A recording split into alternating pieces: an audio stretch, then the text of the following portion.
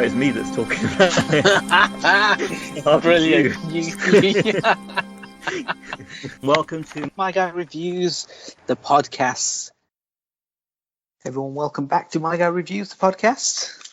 Hello? Is My Guy Monkey on? Yes, he is. It's working. Yeah, you can hear me. Yes. So how are things on your end? How is this? The nation's in lockdown 2 thus far. How is lockdown 2 treating you? It's a bit more depressing than the first one, I think. The first one was like, yes, get through this. The second one is a bit like, oh, we're back here again. Exactly. Don't know how everyone else is feeling. How about you? My advice to everyone is stop touching each other. Clean your hands. I mean, it's pretty straightforward. Yeah. Couples, you make me jealous. I know. I even tell my dog now. I'll be like, no, stay away from me. Like, you don't know. Oh, you can't fight the animals. Oh. I told him it's 1 month. Like, if we can get through this 1 month, then we're okay. So doggy. Yeah, poor doggy. See his eyes looking up at you, shiny and black. I throw his food out the window now. I don't even give it to him. It's just, there's no other way around it. Anyway, so welcome back to the podcast. We are talking Lockdown 2.0. We do have a lockdown episode where we do go over kind of things to kind of occupy you during the various lockdowns and the various, even if you've got someone or you've been in contact with someone who's had the virus. In this country, anyway, we've been told that you should still self-isolate. So for that reason, we've still got that up. So yeah, have a listen to that. But today, My Guy Monkey came up with a great idea. He said, let's do a big news episode. Yay. You did, yay. Okay, so... yeah. I mean, I did thought it was an original concept. I know. Yes, you did. Last month, or was it 2 months ago now? Yeah, it's been a while, yeah. So in the news episode, we just come up with a bunch of stuff and we just kind of rattle through things that we've been doing, watching, listening to. Yeah. And I think you've said you've got 2 things. I said I've got 3. Yeah, okay, yeah. So if I go first, then I can sandwich my stuff in between yours. Sounds sexy. It does. So my first one is kind of a roundup of things. So it'll just be kind of a couple of things to talk about, and I just want to kind of get your gauge and feeling about kind of certain things. So last week I had a whole rant about Free Guy. It's still no news from Disney. I've reached out to Mickey, Minnie Mouse, Donald Duck. I've not heard anything back from any of their Twitter handles or from their emails or their phone calls. They just stopped taking my calls. This is terrible. It seems to be a common theme for Disney, yeah. Don't take the calls. Yeah, or Mickey's locked down just like us. I don't know. He's not got access to a computer. So I don't know what's going on down there. Anyway, so talking of Disney, so Disney obviously got Disney Plus. They've got 73 million subscribers thus far, which is huge. Yeah, and also it's I think it's bigger than what they thought it'd be. So I put it into a calculator and I thought 73 million in UK pounds times 6. That's 438 million they make a month. Yeah. Wow. Not really much for them. That's a drop in the ocean. No. Exactly, it is. But that's good loose change to have in your back pocket if that is the case. So a couple of movie things. So this is all kind of movie related. I just kind of want to grade your things. So Tom and Jerry have a movie out coming next year. Have you heard about this? Yeah, I did. Did you see the trailer? Somewhere. I haven't watched the trailer yet. No. So it's a blend of live action and animation. Of course. Would you be interested in classic animation 2D? Yes. Oh, that sounds a lot of fun. It seems quite goofy and oddball kind of kids kind of film, with obviously in the real world. So there's the premises. It's not a spoiler that it's in the trailer. There's a hotel. Jerry lives in the hotel. So to catch a mouse, you get the ultimate predator, which is obviously the predator. But because he wasn't available, they brought a cat in called Tom, and this rivalry, obviously. The trailer. It's just it's still slapstick, silly, hitting each over the head with stuff, comedy, because there's lots of that in the trailer. Yeah.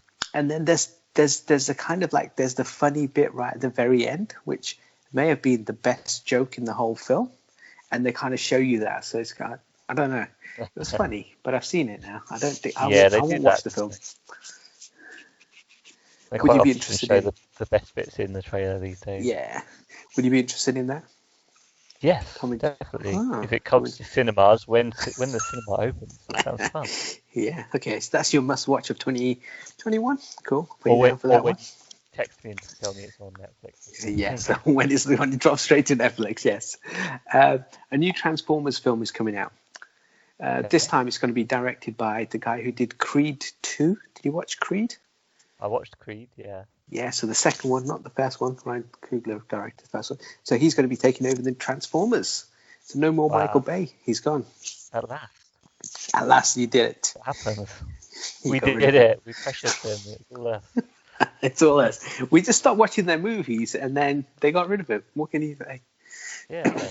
You didn't stop. You love Michael Bay. I love everything he does. He's got a new film coming out, by the way, which I didn't put down on the list, but it's coming straight to premium, so I'll be watching that one. It's about the current world situation, so very topical. I'll watch that.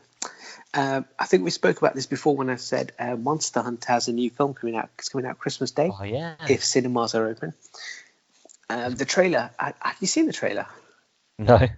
Okay, well, it looks amazing. It just looks like a full-on crazy, tons of monsters as you'd expect, and these guys hunt. But again, it feels like there's loads and loads of clips in there that show loads of stuff. So I don't know if they've kind of like showed all the best monsters in the film in the various clips.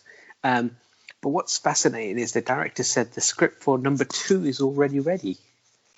And I always think make a good first one, because what if this is bad?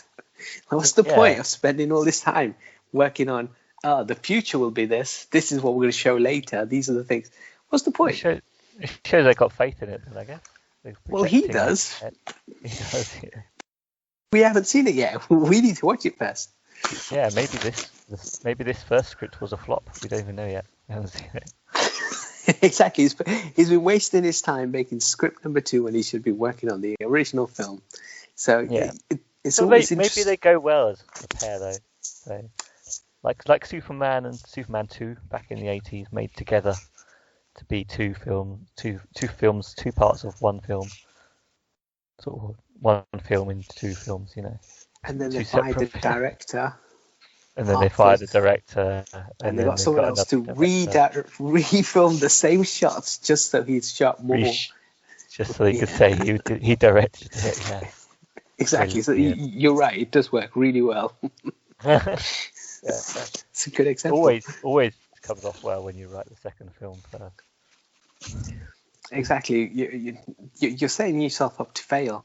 I feel like if you have a good first film and it's really good, people are going to come back for seconds. We're going to talk about another film later on in a moment, which had a great first film, I think, and it left just enough for a sequel, but it wasn't sequel baked, which was good. Is in the same news portion or a separate one? This is in this news section. Yeah. Okay. So all films. Justice League has a new trailer out, which is the Snyder Cut, and he said there's about 2.5 hours of unseen footage. So this new Justice League film is going straight to HBO Max, coming out next year as a 4-hour miniseries. So each film will be split into like 1 hour each. DVDs will be sold as well. It's not really a film then. No, I think for the streaming service, miniseries, just so maybe they can release the film weekly, and just so people watch it throughout, and then they'll splice it all together, and you can watch it in one sitting. But there'll be a DVD available, Blu-rays, whatever. So he's promised a 4-hour film, and he's not going to use any of Josh Whedon's bits. He's just got his own movie to pretty much show, and there's 2.5 hours of unseen footage. So there's a lot of film out there that he's converting into this mess that's going to be the Justice League again. Well, I mean, series tend to do better in these superhero stuff these days. I mean, certainly with DC stuff. you make a nice solid series. It can stretch out, and people like it. So it's better than maybe putting a 4-hour film onto the screen and then we'll try and trim it down, and it still ends up too long, and everyone's lost and they don't know what they're watching. I think if they'd done whatever they wanted to do, but if they took Justice League and split it into 2 parts from the start and said we're going to do Justice League Part 1 and the following year Justice League Part 2 from the start. We've talked about this before, haven't we? How they should have done it better. Exactly. And look at how Avengers Endgame, Infinity War led straight into Endgame. They came out a year apart. I mean, not Avengers 1 and 2 because they're not really directly coming after each other. There's a gap between them. But Justice League, they should have just gone, look, we do Part 1, bam, Part 2 a year later, and this would cover your 4-hour plus. So you can have a 2.5-hour film, 2.5-hour film. Yeah, and they could have milked it and made all the money and established a universe of it where you can produce any film you want and people will watch it. Yeah, I mean, if they'd just listened to us, people who know nothing about film, who've never written one and directed one, we would have advised them in what to do. Not as we do. That's the one. Yeah. So I would definitely buy HBO Max for 1 month to watch this. Yeah. If it costs more than the DVD, then I won't, because I don't know how much HBO Max costs. See, Disney stream is only £6, so there's a film coming out on Christmas Day which I'll pay £6 to watch, and plus I get other things to watch for a whole month. So it depends on how much it costs. I would just wait for a year or 2 and then buy it on DVD for super cheap. It'd be cheap by then. Yeah, maybe even find it in a charity shop. Perfect. Yes, win-win. £1 or £2. Perfect. Yeah. Now I know you're a big fan of this franchise, so there's a new movie coming out in this franchise. The Predator has a new director. It's a new film coming. How excited are you for Predator? I know you love Predators. I love the Predator 1 and 2. And the Predators. I hate Predators. I hate Predators. And the Predator, the last one. Did I watch that one again? Yeah, I'm not excited particularly. See, well, it's got the director of 10 Cloverfield Lane. Did you watch that one? Yes, that's the did. one where the one she's stuck in the house. And it's really good because John Goodman does a really good job of being both super creepy and super evil, and at the same time trying to be, hey, don't go out there. Genuinely, there is something out there, and you don't know what to believe. It's such a small movie. It was 3 people pretty much in a bunker, but it was so good. And I think if you had the Predator, if you dropped the Predator into some sort of location like that, but he had no weapons on him, and he had to, fight his way out against trade military or something, and he's the big bad, and that I think would work really well if they can do like a horror spin on it, more concentrate on the horror elements of Predator. I think they can pull it off. Definitely, if they can go horror, then anything's good. Just push it and make it horror. Yes. Maybe drop him into some sort of training camp, like a military training camp somehow, where they've obviously all weaponed up. They've got guns and stuff. Predator's hands are too big for guns, so what he has to do is just use his wit, and he's got invincibility, that invisibility thing, second cloak. He can just roam around, but maybe take away some of his elements that make him super strong, and then. I find that's better, because if you've got someone who's got a gun that can shoot anywhere, he's got heat vision, so he can see you. He's got invisibility. I mean, he's the ultimate killer, but there's no fun in kind of rooting for him. Why would you be rooting for the bad guy anyway? He's not the bad guy. He's the Predator. He's the good guy. He's the bad guy. He's being hunted because he's on Earth to kill things. He's a predator. No, it's the same. Every time we watch like a movie and we land on another planet, we always think they're all aliens and we want to kill them.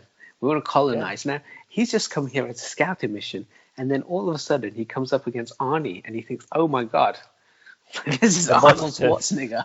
I need to kill him. I need to kill him." Yeah. If this is what your people are like, I need to kill all of you, right? And then he comes back, and he's stuck in New York, and Donald Glover, no, Danny Glover's trying to kill him. Yeah, he's a poor guy. He is. He's the one who's been picked on. Predator.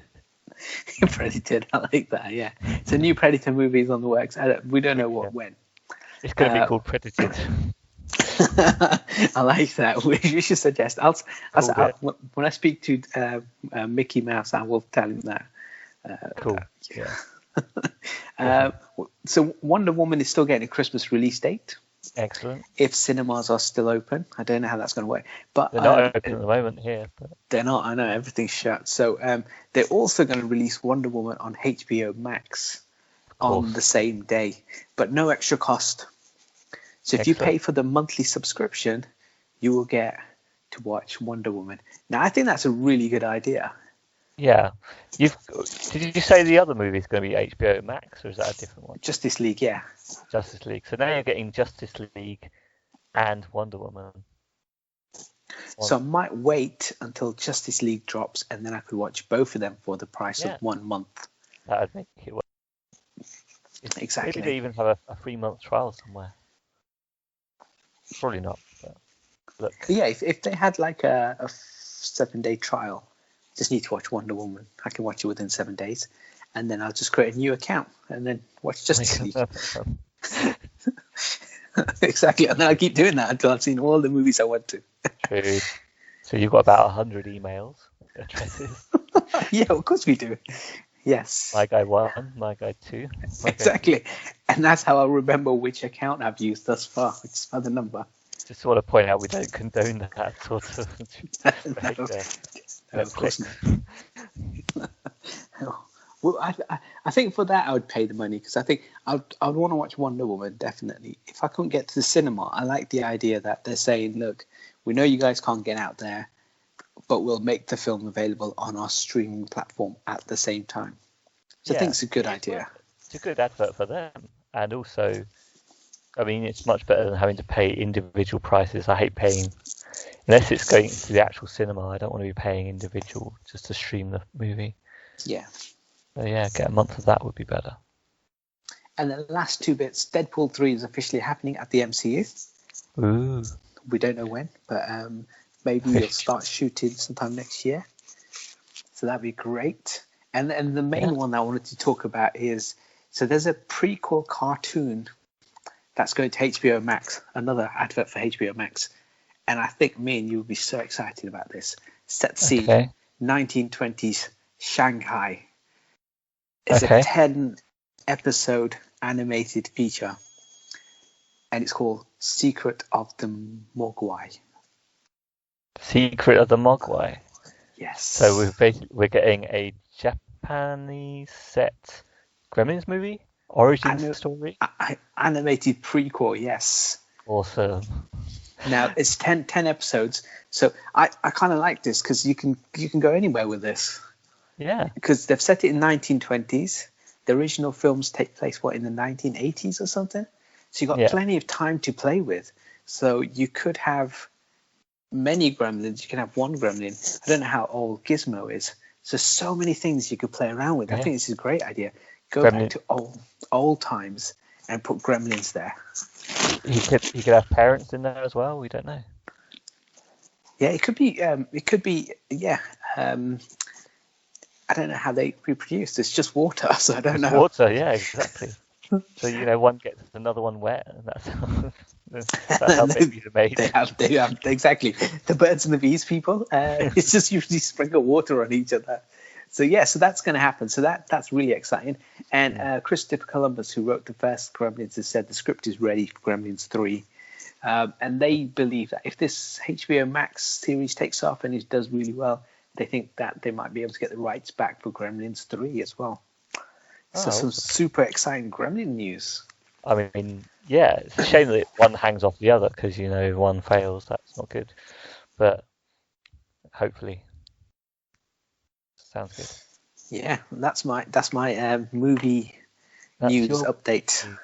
Well, you've dwarfed any of my news. My news is like 5 minutes long at the most. But yeah, thank you for that movie news. So my first topic then for the news is a game book. Oh, So in game book news, I don't really follow game books like every single one that's released. Mostly fighting fantasy series, as you'll know if you're a long time listener. I do follow that series. We had Crystal Storms recently come out Yeah. for that. But there are tons of independent game book writers these days, thanks to them growing up with fighting fantasy and other game books, and they write their own ones. And there's one that was released at the end of October, so not too long ago. It was released to coincide with Halloween, and it's also in the run up to Christmas, and it's called Psycho Killer. And I just wanted to give it a spot and give it the news on that release, because it's by a guy called David Lowrie. You can buy it on Amazon. Costs £12 at the moment, I think, which I find is a bit much for a game book, but it's doable if you can afford it. so David Lowrie, you said? Yes. Mike Lowry's brother. Exactly. The original Bad Boy. Yes. Mike Lebowski's brother. No, Mike Lowry from Bad Boys. Yes, exactly. That's exactly Will what Smith. I said when I heard the name. Mike Lowry. Wow. Amazing. Psycho David Killer. Yeah, so Psycho Killer, yeah. Sorry, I derailed you. David Lowry, as you mentioned his name, what I did want to say that he's written 4 game books within the last year. He's new to writing really in game books, but he's spitting them out. His first 2 are I think the first one was started off as a fan sequel to one of the fighting fantasy books, so he comes from that sort of game book era stuff. But then he's converted it into his own book, his own world and everything, and then he's now got 2 out of 3 of a trilogy of that now. So that's called the Shadow Thief series. So that's pretty cool. And the first one's called Jailbreak, was where you're trying to break out of jail, obviously. One where you're called Hunted, where you're being hunted, and a new one coming out called Heroes, which takes place a bit more across the country a little bit, I think. And they were all designed to be sequels to Midnight Rogue, if you happen to be into the fighting fantasy series and know what those are about. They've done really well, and he's really writing these for a passion rather than sort of profit. So he's writing them fast. He's getting them checked by fans that are play testing and stuff, getting them out there, and slowly, I think he's starting to build a bit of a brand now. People becoming a bit established, having 4 books out now. And I'd say this is probably the point where I'm entering the series. I've actually brought this one. It's the first one I've actually brought. And this one is called Psycho Killer, and I thought you might be interested in it as well. So these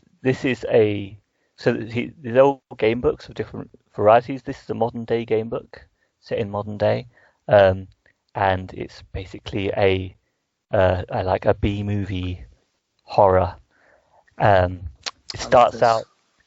Yeah, I can't give the whole thing a review, but because I haven't finished it yet. But it does start out as you start off playing as the police, entering a scene of a crime, and it's so tense, and you've got that. It's got a great atmosphere of like, you know it's foreboding, you know it's a horror, you know there could be murder right around any corner, which is kind of stressful but kind of fun as well. So that's first section is in a house, and then later on you soon enough you end up in the role of the main character, and again you're not in a house this time, but they're actually in, I think it's a science block of a college, but again you're trapped inside a building, which is why I think you'll appreciate the fact that it's like a horror where you're confined in a confined space. So I think that's quite cool. I wanted to mention that. what else can I say about it, really? How far I've got, into it are you then? About well, you can't really tell, can you? If you're halfway, would you say you're uh, about? I'm nowhere near halfway. I'm having Oh, trouble getting things done at the moment. So I've just basically read the prologue, and I've just started the main story, and I was thinking, is this main story going to be as like on the edge of your seat as that prologue? And as soon as I went in there, yes, it is. So I've still got a lot to look forward to. So that's why it's less of a review and definitely still news of a release. His other game book that he has released is called Straight to Hell, which is a Dante's Inferno sort of. He's starting in hell, and you've got to fight your way out.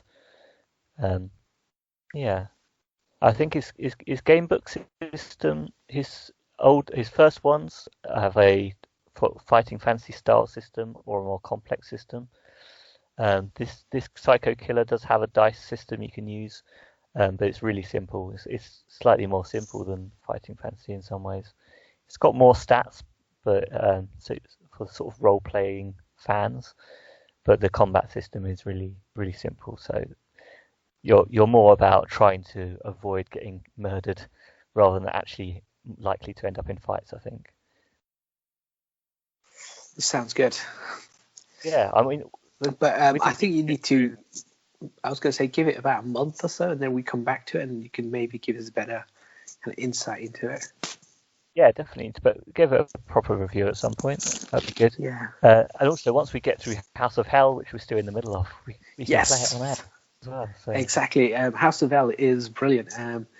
For those who heard the last episode, I died and I got bitten by the vampire. I died twice. If that helps in one run. I drank the poison, and then it said I had 5 minutes. So I said, "Let's read for 5 minutes." And it just turned out I got bitten. That was a really good book. Yeah, can't wait. we need to carry on through that. We're going to cheat our way through anyway, so you can keep respawning. And yeah, hopefully that will be a fun again. Can't wait to do that again. Yeah, brilliant. Yeah, that's pretty much my game book news. There's a lot of other stuff out there. Yeah. Always some great inspired writers still writing game books. So have a look out there, really. I'm not going to list the ones because I haven't made a list to read out. Cool. Okay. Next, I want to talk about a film now. A film that I watched. Okay. It's from Blumhouse. It was written by Damon Lindelof. He's quite famous. He's done loads of, or produced by him maybe. Was it written by him? It was written by him. He's done loads of kind of stuff that people have heard of. World War Z, Watchmen, the TV series that is, the Leftovers TV show, and Lost is one of the biggest things he's did prior to that. And basically, it's a movie which is really, really good, firstly, but I want to spoil it because it's just so good. I know you won't get around to watching it. It's on Now TV right now. It came out maybe at the start of the year, March time, just as the pandemic was really taking off, and it came out in cinema, and then everything got shut, and it's pretty much got shut down. But basically, the hunt is there's a clip of Hillary Clinton calling Trump supporters, and I can't remember what she used. She used a particular word, deplorables. So basically, it's about kind of left wing versus right wing in this movie, where the rich elite people, similar to kind of Hillary Clinton, and they basically hunt and kill the left wing people. So what they do is they go through the internet, they scour podcasts, YouTube videos, people in general, and then they pick out a bunch of them, put them in this place, and then they hunt them down to kill them, basically, called the hunt. But it also kind of what happens in reality, except virtually. Yeah, get hunted down with social media. And it all kicked off because the person, one of the people in the movie, Crystal, she alleged by putting on the internet that this actually happens. and then it snowballed and got out of control. So people were like, "Oh, so you really do hunt people? You go around killing people?" They'd never done something like this before. Yeah. Then they only did that because of those allegations that came up against them. They thought, well, F it, let's just do this thing. Let's just go around hunting them. Yeah. It's got Hilary Swank, it's got Emma Roberts, it's got a bunch of well-known people, and it literally just starts off with like this private jet taking off, and these people are heading towards the location because they're going to be hunting the guy. So they drop them off, and they've got this gag stuff on them. And the lady who plays Crystal, Betty Gilpin, I think she is. Anyway, she turns out to be this ex-Marine kind of lady. So she takes off the gag and she's like checking out the water and stuff. And she wanders off by herself. This crate falls down, and you follow Emma Roberts' character. She's quite famous in tons of TV shows. She's done movies. She's quite a famous actress. And the guy who was Arrow in Smallville, and he was in This Is Us, so he's quite a famous actor.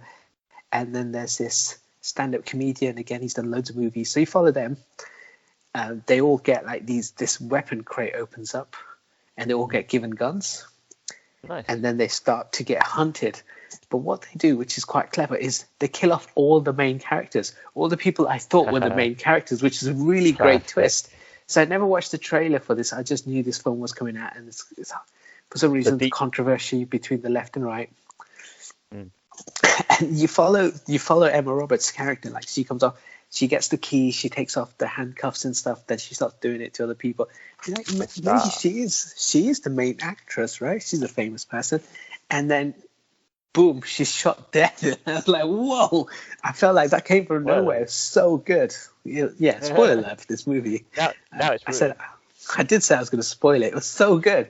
And then the guy from This Is Us, he meets a similar fate as well. Like, all the people I thought were the main leads in the movie just getting killed off. It was really, really good. It's a very deep blue sea move, isn't it? It is, with Samuel Jackson. Spoilers. Yeah. But in this one, there is a main character, and Hilary Swank's in this as well, plays Athena. And it turns out right at the very end, again, spoiler alert, that the person they had picked, Crystal, and the reason why they set this all up was Crystal with a K and not Crystal with a C. So they got the wrong Crystal. Oh, which is why she survived. Hence why she survived, and she's this incredible Marine who can just kind of like work her way through all of this and kill the people. But there's so many good twists in it. It's really funny. The kills are great. It's actually, I mean, for a lot of people, I guess, politics. So they may or may not enjoy this film because you're either one kind of like wing or the other wing. Being in the UK, I'm just watching this and I'm loving it because it's not nothing to do with the UK. It's about the American politics and their system. Because originally they wanted to call it. It could. Yeah, Sorry? Exactly that. They were going to call it red state versus blue state. It's more of a kind of like you said there. It's literally just it's how each other perceive each other. It's literally just this is how the extreme left perceive the extreme right, or vice versa. And it's fascinating to watch because all the way through, Crystal, because she got picked, her views aren't either left or right. She kind of stays towards the middle. That's good. The centrist wins. Yeah. Well done. What's amazing? She tells this story halfway through. Maybe towards the end, she tells a story about this jackrabbit and the jackrabbit versus the turtle. And she says that her mum always said, doesn't matter what happens, but the hare always wins. Yeah. And so what happens is they have the race, the famous race to Jackrabbit. And Jackrabbit's like super confident they're going to win the race. And the turtle just kind of heads off and the Jackrabbit kind of takes a break and kind of does other things and comes back to the race near the end, but loses to the rabbit. The Jackrabbit loses to the turtle. Yeah. And so she says, in the end, the turtle goes home to celebrate with his family. The Jackrabbit turns up, kills the family, and eats the turtle's food. in her version, the one that her mum Yeah. tells us, because her Oh. mum has always told her the jackrabbit always wins. Yes. And so at the end, where she fights Athena, Hilary Swank's character, Hilary Swank was cooking something. She killed her, spoiler alert, and then she eats her sandwich, kind of Wow. symbolizing her to be the same. It's a really good film. I've just Yeah. butchered it by spoiling everything about it. It's really funny. It's got so many good bits in it. I know.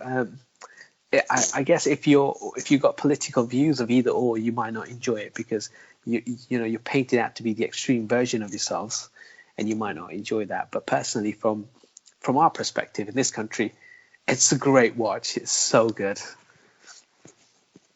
Excellent. I mean, when you say that, there are a lot of people that are interested in the elections across the pond, even here in England. So, yeah, depends what your views are, really. But it sounds like a lot of fun, and that's the point. Yeah, and I think it just comes down to kind of like how. I mean, you'd have similar class systems or political views in other countries, but it's just perception. It's how one set of people perceive the other set, and because of that, they banded together, and then they came up with this idea. And exactly. Yeah. People are just individuals with ideas until this picture is painted, where people have to be on different sides all the time, and have to not believe each other. Everything is a lie if you're on the other side. Exactly. Cool. But it's such a good film, so fun. And there's references of animal thingy farm. Oh yeah. I forgot. Yeah, there's always Animal that Farm. in there. Is that Yes. the name of it? That's the one. Yeah. Or is that something else? No, that's the one. That's the one. Right. There's a really good bit right there. Well, again, I'm spoiling the movie. They're on a train, and this guy comes up. They're on the train, and they're running away basically, and the train is filled with or has some refugees in there, and the guy who's a conspiracy theorist guy, he says no, these are not they're not refugees, they're crisis actors, and he just refuses to let them be. And then the train stops and they get captured by these militants. And then one of the crisis guys turns around to him and said, he goes, calm down. He goes, look, I'm just an actor. I'm just playing this thing. And he flips on him. It was wicked. It was so good. It's so good. Like, I love this. Wow. It's a good film. I don't care what people say. No. I love it. It's so good. I look forward to seeing this now and watching all these. It's gonna be great. I'll be so unimpressed, but still interested. Okay, so you've done your movie news. I've done my game book news. You've done your politics news in the guise of another movie. Yes, that was our politics news. You can't say we don't do politics anymore in our news show. We just did it. Well done. So I guess we could talk about PSN video game news, PlayStation news. Okay. I mean, I've got nothing much to say. Well, there's all sorts you could say about it, but PS5 has just launched in the last week. 2 weeks for North America, so North America first, and a week later for England and Britain. Have you followed any other PS5 news? I do follow what's going on a bit, yeah. So what have we had so far? We've had obviously they've not been giving the shops any consoles yet because of the lockdowns and stuff. I think Sony agreed to do that in England at least. They did. They released them to shops to do pre-orders, and that turned into a bit of a mess. It's part of the news, I guess. People struggled to get hold of a pre-order, so there's limited numbers. There's what are they called? Scalpers buying the consoles as well, so you can pay up to maybe 1,000, maybe even more for what's already a £400, £500 console. They haven't quite figured out what SSD extensions they're going to use yet, so the PS5 is coming with a set size, which is one of the main reasons I personally would wait a little while anyway until they've sorted out what sort of size consoles they're going to have, because at the moment it's one size, and it's very much it's their new setup is that they're using SSD, so everything's going to be really fast. Yeah. But that means you're limited on size for SSDs, and games are getting bigger and bigger, so it's kind of a bit of a conflict going on there as well in some ways. We really need bigger hard drives to keep, and they need to be the SSDs to be able to go fast for the future consoles. What other news have you got? So I've got the big one I got in the UK. I don't know if this is worldwide. Is people buying PS5s from Amazon? Okay. Have you heard anything about this? No. Okay. Tell me about this. So basically, people are buying PS5s from Amazon. They're opening their boxes, and instead of the box containing a PS5, it's containing assortment of other items. So Really? in one case, someone got a packet of rice. Someone else got a pack of cat food. Someone else got a Nerf gun. So basically, the Amazon stock is leaving. I believe it's fulfillment could be via Amazon. I haven't read fully into it. I've just read some of the headlines. It could be fulfilled from Amazon, and the drivers or someone is stealing the consoles and putting in something else instead. So someone had a George Foreman grill turn up instead of a PS5, so spending the £450, £300 and getting cat food, which for you would be okay. I mean, you need cat food, but for someone like me, I've got a dog. What would I do with cat food? Yeah, so, yeah. I mean, we should definitely say allegedly here, because I don't know how much. I don't know what the sources are, or we don't want to be accusing Amazon of anything. But yeah, like you say, it's probably in transit. I mean, the fact that they're so limited and people couldn't get hold of them, it doesn't even matter what the price of the console is. The fact that they couldn't get hold of them means that they definitely could be targeting deliveries. Yeah, so I can understand that. But then again, just as I just defended ourselves against action from Amazon, I wouldn't trust them anyway. So I don't know. Wow, that's impressive stuff going on there. Oh wait, someone did have dog food. Then it'd be okay. Yeah. Then I'll be fine. Yeah, I mean, if I got the dog food, I'll be happy. I mean, if you got the cat food, but it's not £400 worth, is it? Well, if it's not, then I'd be expecting a partial refund.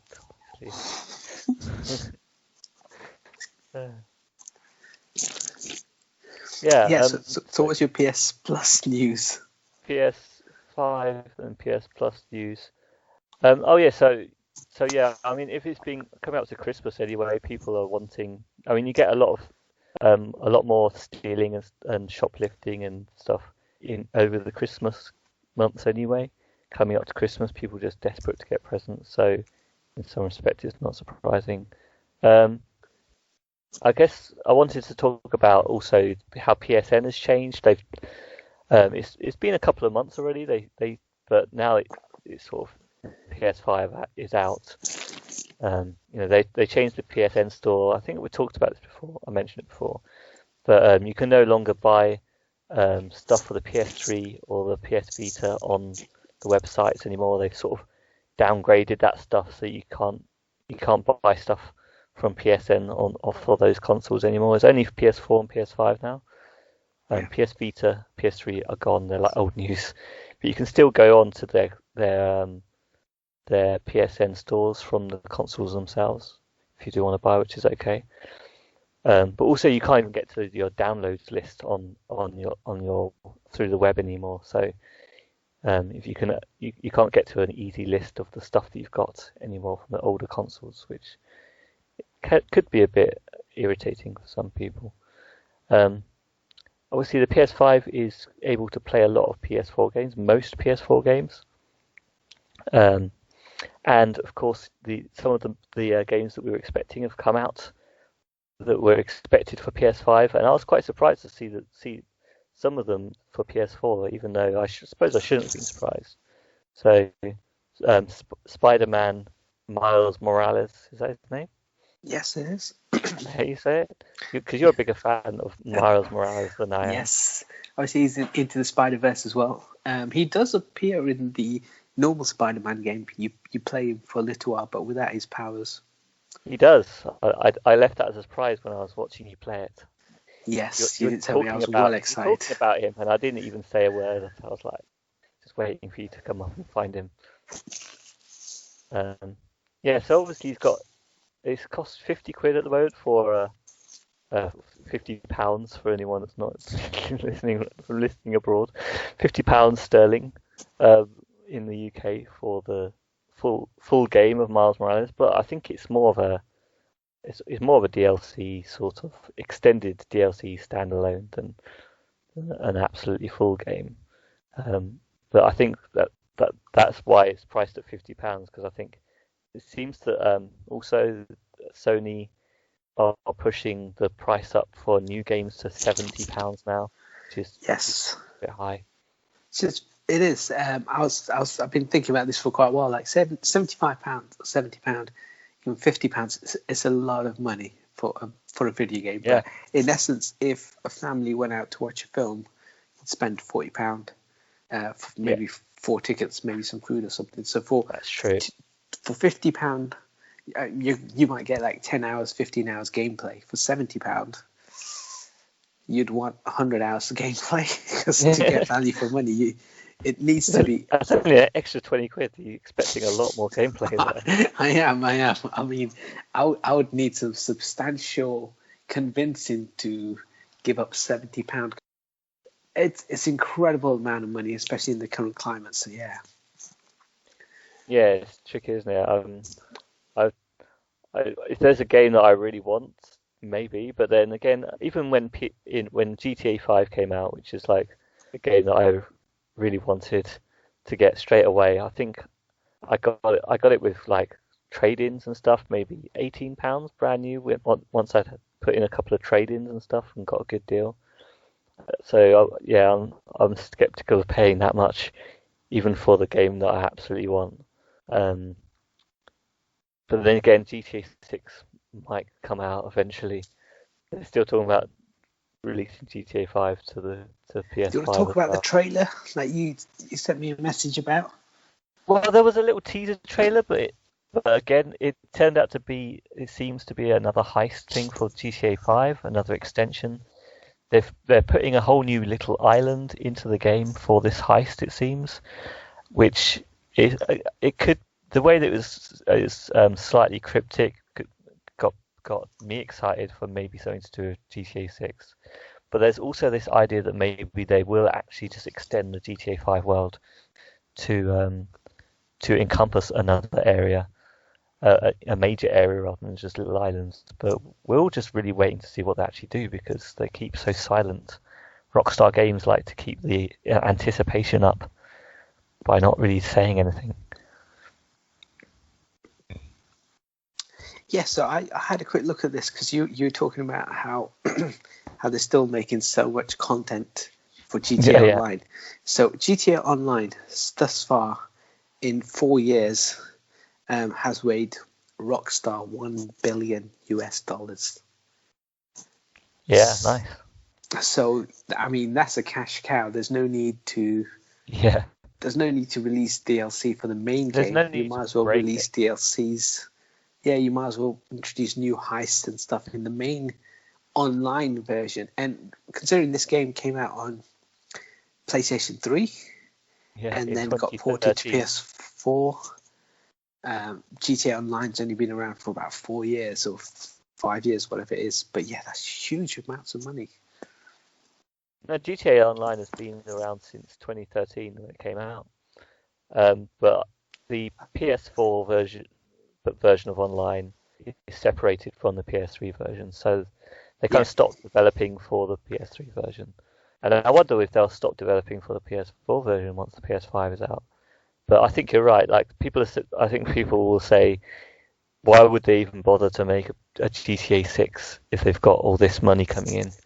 Yeah. And you're right. I mean, I guess they won't really want to split off their market. maybe they will just keep. Maybe that would be an incentive to actually develop this GTA 6 or maybe a new map just for online, and maybe not even have a story, and just have it as extra content for GTA 5, so that people are still playing GTA 5 right now. They won't have their client base sort of split off. Yeah, we'll see though. I mean, that's one of the big dreams. I mean, I've talked to you about this before. I'm sure. I've watched the GTA series right from the beginning, GTA 1, and I've watched it develop, and I've watched it with what its aspirations were. And as much as people are kind of a bit negative on GTA Online at the moment because it's just been around for so long, it's out. They just want something new in some ways. But they've achieved their goals each time, and their goals are technical goals. As things have gone on, one of their goals was to create a game that would encompass lots of different games, basically every game within one game. And you can kind of do that in a lot of ways. You've got lots of mini games as they started doing in GTA 3 onwards, especially like the taxi games and the fire engine game mini games and all sorts of other things as well. But then, of course, you've got golf and even a bit of yoga, which is controversial whether that's worthwhile gameplay or not. But you've got that in GTA 5, so they've gone that extra leap each time. And one of the things I know that people have dreamt of ever since GTA San Andreas really was the idea of putting the maps together. So you had GTA 3, Vice City, and San Andreas all in one big map, and that's one of the big dreams that people have had. So in that sense, I wouldn't be surprised if they did go that extra leap and start to make an even more expansive single game where there's mods out there that have really done it for the older games where they put them together. That took work. It's not as simple as it sounds. And they've got a sort of GTA America.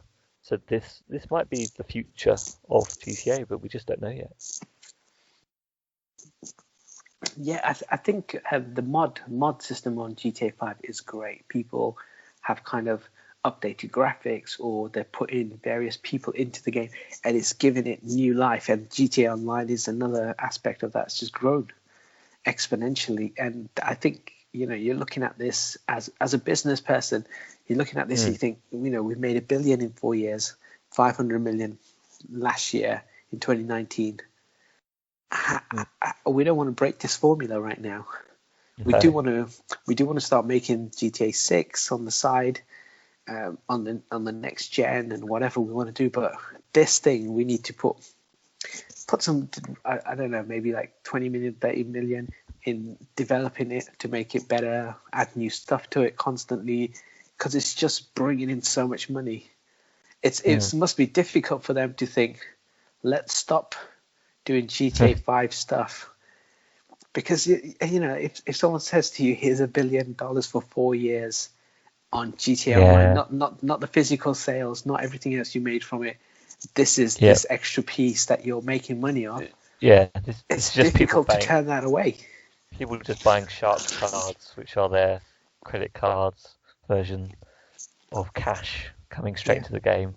People that are too lazy to earn the money, or rather, they haven't got the time to get through all that time to earn the money to buy the big stuff. And they've got so many expensive stuff now that really people need to buy money to just be able to get money in this game. Yeah, if you want to catch up to people now, you might want to sink some money into the game. And again, I was talking to quite a few people, and they'll be like, well, my kid plays FIFA, for example, and I'll give them a few pounds every week as their allowance, and they will save that money for a month, and then they'll just buy a bunch of cards. So they've already spent X amount on the video game, but they are now spending monthly on cards. It could be 10 or 20 quid. Now, if a lot of children are doing that, or a lot of people are spending the money, it soon adds up. It's just why would you turn that feature off? Yeah. And concentrate on something else. You gotta, it's really difficult. I'm sure GTA 6 will come out soon, next couple of years. Yeah, we're still predicting this, but I am starting to wonder how they will do it. You know, how it all will all work out. If they will combine it with GTA 5. They can still make initial sales on it with all the hype. I mean, we do need a single player as well, so you know, we do need a single. I personally want a single player experience as well. I'm sure they would, because GTA 5 itself would have sold so many discs, and you need the disc to play the online version, or the install of the main game to now play online. So even if a lot of people haven't completed GTA 5, they play online, they had to have purchased the game. So they still have to make the game, even if it's a short game.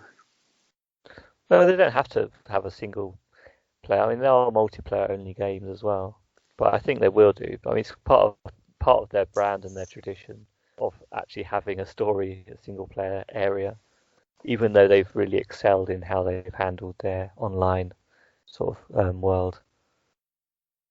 So it's still interesting news, something to look forward to for how things will develop. I think technology is developing like crazy now. I mean, we're going into some crazy era right now. I guess PSN news, there's a few new games that I could mention as well. Bubble Bobble 4 Friends, I've noticed, is a new game that's on PSN. Pretty cool. Have you played the original Bubble Bobble? You remember it from back in the day? I think so. It's the platformer. Yeah, it's a classic platformer where you're playing little dragons that, rather than breathing fire, they blow bubbles, which is pretty cool. And you, it's a single screen each time, one or two players, and you would, in order to defeat the enemies, you would bubble them up, stick them in a bubble, then you'd have to pop the bubble as well to finish them off. And it was quite a hard arcade game. Loads of ports, versions onto consoles over the years. I had it on the Commodore 64. They would have had it on Sega and Nintendo, I'm sure, as well. And yeah, basically it's a slightly more 3D comic looking version has come out, but it's 4 players, and there's a whole new 100 levels, as well as the classic 100 levels to get through. I don't know whether it's worth it or not. It costs a bit too much for me at the moment. I think it's £25. I would pay £10 for that, definitely, if it went on sale. There's a couple of sequels out as well. Yeah. You were saying something? I was going to say, for 100 levels, £10. That is good value for money. Yeah, 100 single screen levels, and I don't know how many of those you will see. Definitely on the original, when you're playing the original levels, it's definitely gets difficult to progress over time. I'd say maybe you get 20 levels in and you'll start to get pressed to actually get further. It's definitely a challenging game, an arcade game. Yeah, 200 levels, value for money. I guess so. I said, what, 10p a level? Is that right?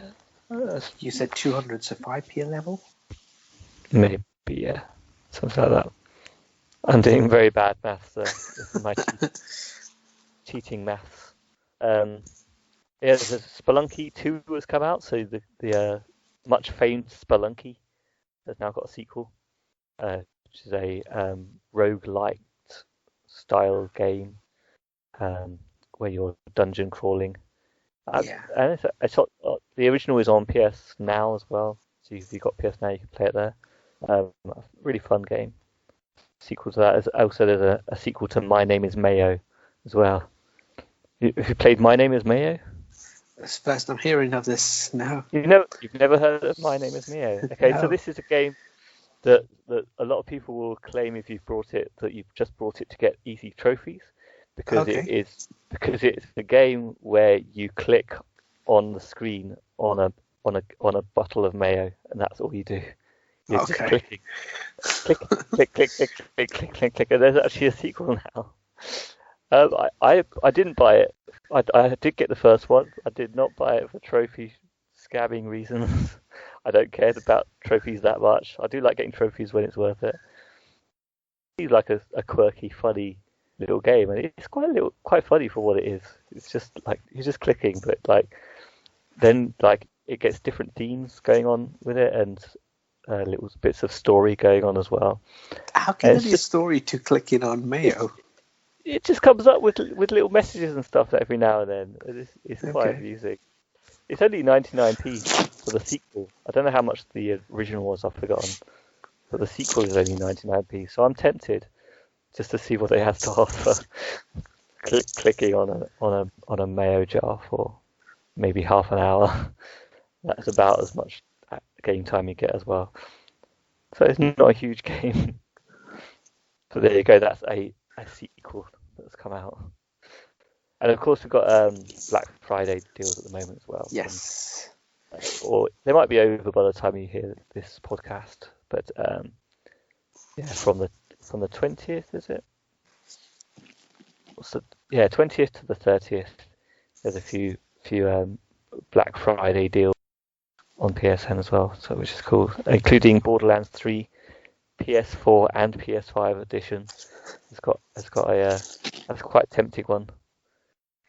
You get both versions, although I think most games will play on PS4 and PS5 anyway.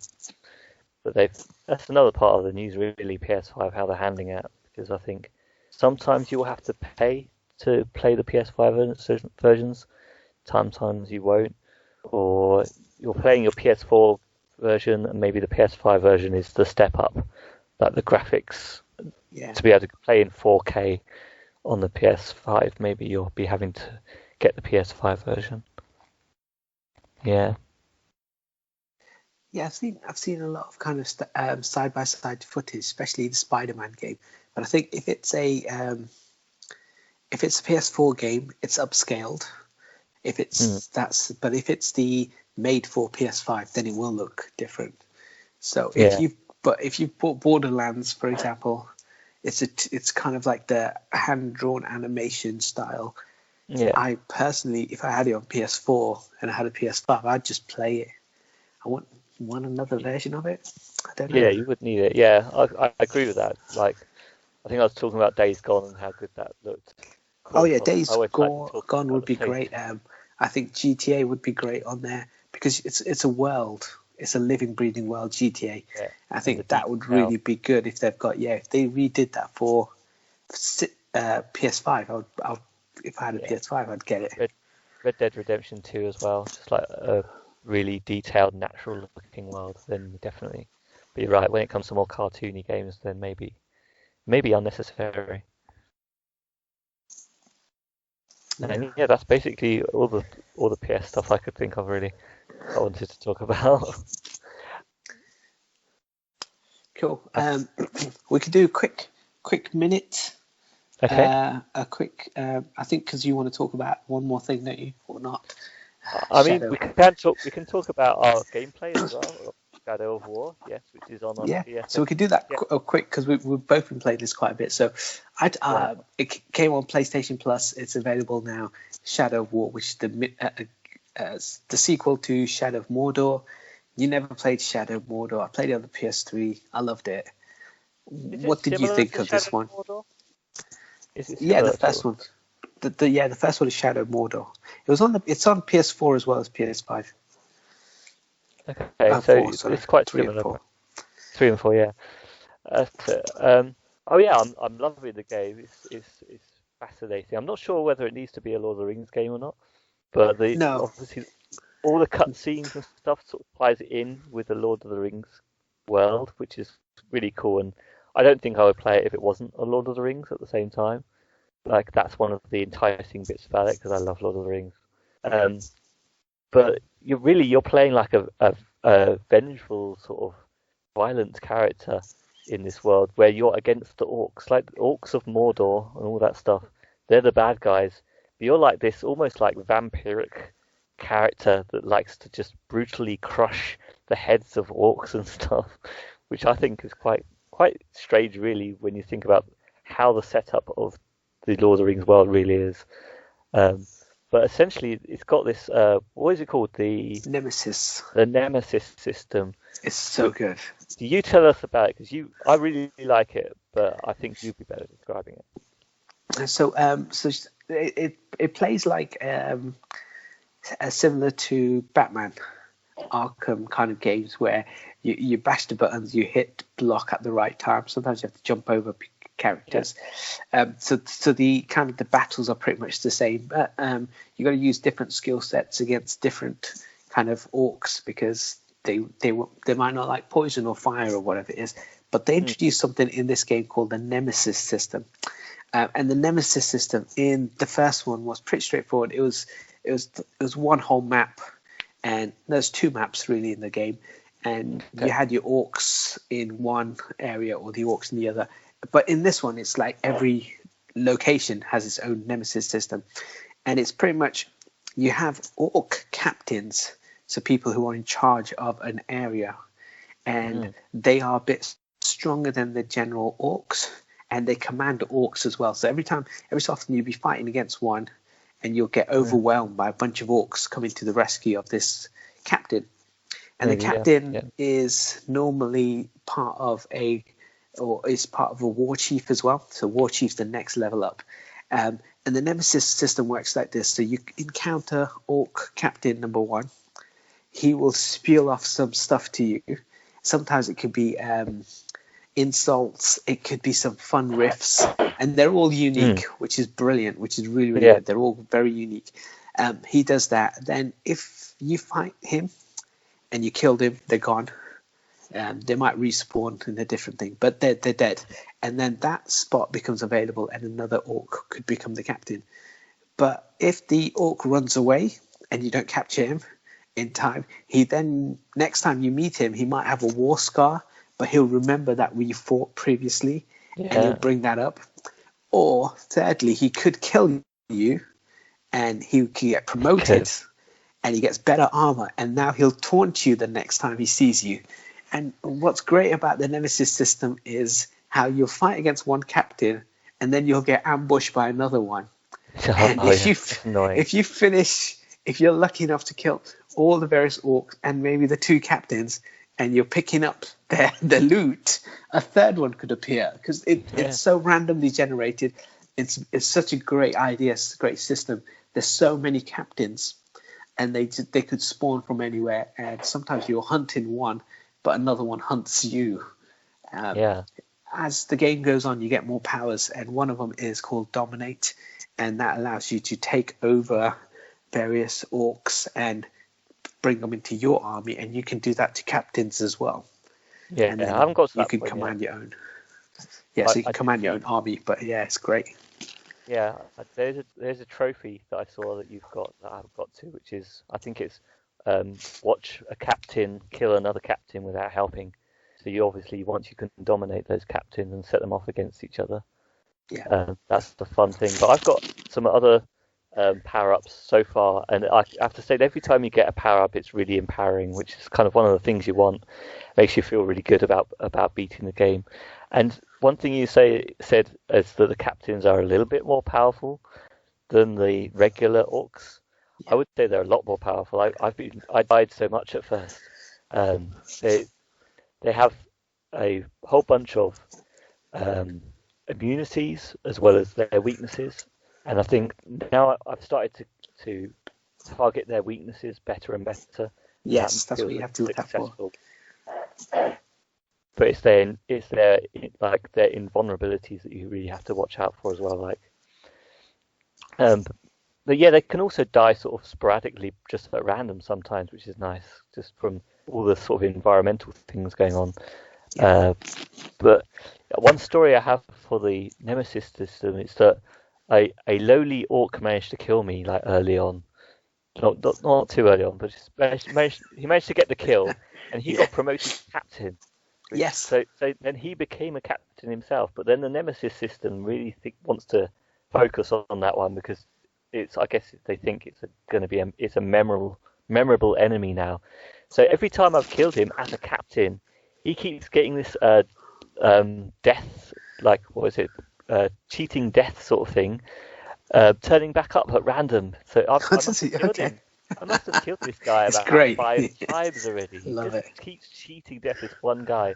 So they can cheat death, which is a bit spurious, but I think, yeah, a lot of it's random generation, sort of not, obviously random generation doesn't actually mean random, it means really well constructed. Yeah, a decent random generation is really well constructed sort of system to make everything seem random and feel like it's always fresh and maybe even unique to you. And I love the way that, yeah, all the different orcs will always have different names, have different immunities, different strengths and weaknesses, and different taunts and things to say to you against you. And yeah, we're trying to get to like the main missions, but on the way to the main missions, Yes. you're just getting ambushed and people, yeah, always Yes. more Yes. orcs. And I've found that even when I'm really enjoying just hunting the orc captains a lot of the time, which is a great distraction until you die, and then they start replacing all the orcs you killed. Yes, You've got a whole everything. orc Yes, so the you whole don't want system. to die. But also, even in that, if I want to get from one side of that particular map to another part to kill this one captain, I have to check on the map where all the other captains are and move around them. And then still you might get ambushed by another one. You have to be careful, like, where you're going. And yeah, it's great fun. And also there's a lot of other stuff you can, in collectible terms as well. You can all sorts of different types of missions you can do along the way, side missions and stuff. One of my best and favorite bits is I'm not killing a captain, but I'll come towards where there's a bunch of orcs, and there's things that you can. I'm not sure if you've discovered this, but using your bow and arrow, you can shoot down sacks of spiders. You can shoot down. I think it's a bunch of flies, like killer flies, and also the orcs meat. Scared of those flies, yeah. So what I tend to do is I just walk through a camp just terrorizing them, and then I run off, and then I find the next one, and I find myself not playing any missions, just sneaking around, just terrorizing these poor little orcs who are just going about their day. I'm poisoning their water. I'm just terrorizing their campsite. You are playing the bad guy in this game. Yes. And it's actually tied into the story, I think, in the sense that you've basically you've got a ring, or you're supposed to have a ring. I don't know. Yes, it's the ring that we forged ourselves, so it's not the One Ring. It's not the One Ring. No. So what they've done is they've taken a lot of liberties in this game. They've used the IP, and they've used certain elements of it, and certain characters like Gollum. I don't want to give away any spoilers for any of the boss battles, but some of the bosses as well. But constructed a new story, which is fine. Yeah. And they've created new lore around it, and this new ring that we have. Yeah. And basically Sauron has his sort of orange eye on things in the game. Yes. And you can go up and purify them and turn them blue. Yes, because you're the good guy, right? But the thing is, like, he even says, I've only played a few missions, so it won't be spoilers to say that you have a sort of spiritual counterpart who's working with you, alongside you, talking to you. And he even says, like, oh, Sauron's power is in knowing his enemies' weaknesses and using it against them. And what are we doing? We're going around the game, finding out the weaknesses of each orc captain and then crushing them. We are so obviously in this game an absolute parallel to Sauron himself. Yeah. Like we are like an alternate Sauron, who I don't know if we ever get to fight Sauron in the end, but it seems like we should be consumed by the power just in the same way Sauron is. It's just crazy, like crushing heads, man. And also you can, I've got to the point where one of the things I like to do is I like the stealth elements of any game, but I've got to the point where you can, I've leveled up my running so that it's the same as being stealthy. So I can just run straight into a camp. This is what I do. I run straight into a camp where there's orcs just stood there, and I run straight up, and then I do a stealth brutality right on one, and then they run away, and then I just run after the ones that's fleeing, because you can still do stealth on the ones that are fleeing. So I run after the next one that's fleeing, ignore one that's trying to attack me that hasn't run away, and stealth brutality him, and then the one that's chasing me might even run away. So I'm just terrorizing the orcs as well. Which is great fun. And also you can get on mounts, which one of the great things I'm finding as well. So I've unlocked the little dog things that you can basically, if you beat up the dog things enough, you can subdue them, break them, Yeah. and you can jump on them, and then you can just start killing everything on there. And if you just kill the orcs, and you can, as soon as you knock over an orc, you can get the beast to eat the orc and get its health back, so you can keep your health up, which is good. And then there's next level up of creatures. So I've got onto the next level up, which is basically like the Sarlacc pit. No, not the Sarlacc pit. The character, like the monster from Star Wars, Return of the Jedi, because like one of them, a bipedal, two-legged, on two legs sort of creature, just smashing things up. Yes, that's a good one to climb up. Really fun, and it looks like dragons will come up later on in the game. The Drake does come up, yeah. I was able to sit on one of them for. There's every so often, not in the main game. Every so often, your game will flash with an online vendetta. So someone online playing as Talion has been killed, and then thus you have a chance to kill the captain who killed that Talion. So you go to their world, and again, it's just filled with captains, and you're trying to get to that one captain. And in this scenario, I don't know what happened, but I somehow unleashed the Drake, and then it landed on this place that I was at, and it was already broken. So I just did the circle, and I was able to fly around on the Drake. Amazing. And he fires fire out his mouth. It's brilliant. Yeah. And that's one step closer to there's a trophy where if you ride on every creature in the game, you get a trophy, which is one I think you need to aim for, because it's called Rough Riders. Oh, yes. You need that trophy. If nothing else in the game, I have to get my Rough Riders, yes. DMX, yeah. Yes. Rough Riders. Yeah. There's also there's loads of skills trees sets, but it's weird because I think you said you almost need like a degree to understand all the power-ups and all the various gems and all the I'm getting ruins. a handle on it now, but I think it just rushes you into the game a little bit. And I found that like the tutorial sort of areas of the game are very much like you don't get to choose what to do. It just says just press X and just unlock the skill and just done. So you don't really get to look and explore and say, oh, this is what the skill system is doing. You just have to press X and then it's gone. So there was like several, like you say, there's like the equipment, so there's different sections for each equipment, there's gems for each equipment section, there's all the skills, there's sub bits for each skill, and there's one other thing as well, but there's just so much to take in at first. Yeah, and also your gems, when you get 3 or more of them, you can forge them to become higher leveled up gems. Yeah. Quite also, clever. all your weapons or your armor has some sort of challenges associated to it, which if you achieve, you then have to upgrade. So there's so much other stuff outside of just terrorizing orcs that you could learn. I feel like it's the mobile game of consoles. Like it's got so much that will just keep you addicted, little things that will just keep you clicking if it was a mobile game. But they've got a great fun sort of 3D world where you just go around killing everything at the same time. I think once you've done a couple of online vendettas, you'll see that is brilliant, because all you do is you log on online, as in we've got PlayStation Plus, so someone online flashes up online vendetta. You go to that area, you go to their captain, you kill the captain, and maybe 4 or 5 other captains if you can. And in doing so, you get loot. You get legendary loot, and you get a loot box free of charge. So it's kind of like, instead of spending money in the loot box system, they'll give you a loot box if you kill or do an online vendetta. So it almost hooks you into doing something else. And this is why I think we're struggling with missions. We're just finding random things to do, which is not progressing anything. Just killing stuff. I think that is the purpose of the game, though. They've obviously spent a lot of time on this Nemesis system. It's so much fun. They've got orcs with personality. Every individual is so much opposite to sort of the hack and slash, where every orc is the same or every zombie is the same.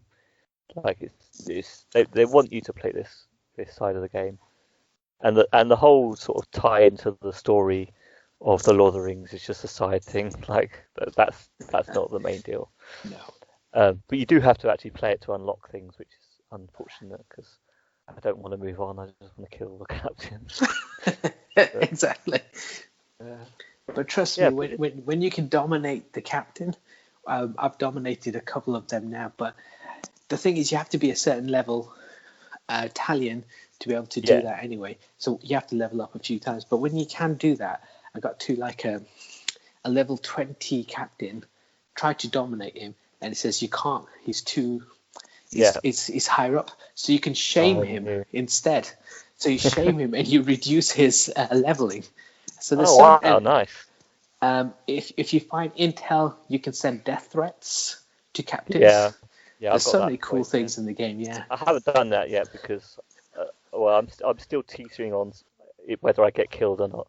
Sometimes I'm super powered. I feel overpowered. I've just done so well. I've just killed like 3 in a row with like by checking their weaknesses and just like stealth killing one instantly by just getting the right position. Maybe stealth killing with a beast because they have a beast weakness or something. And then another time I'll be slashing away at one and I'll just start getting the second chances, the last chances, and then I'm dead.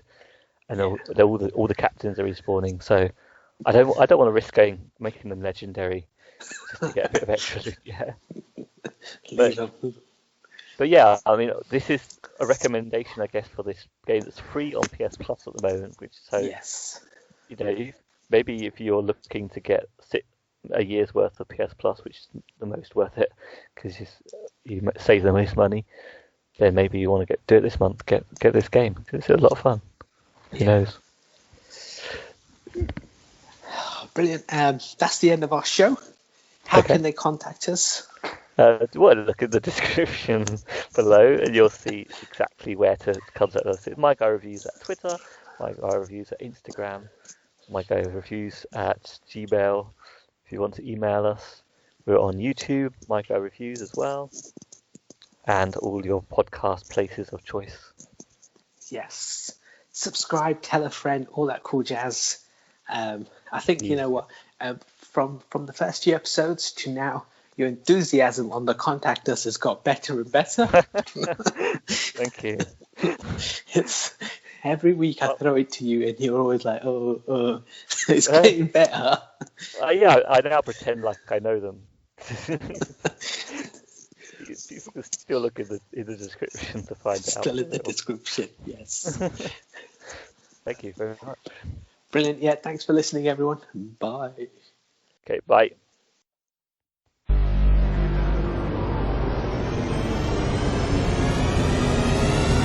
No, it's me that's talking about it. Oh, brilliant. My Guy Reviews, the podcast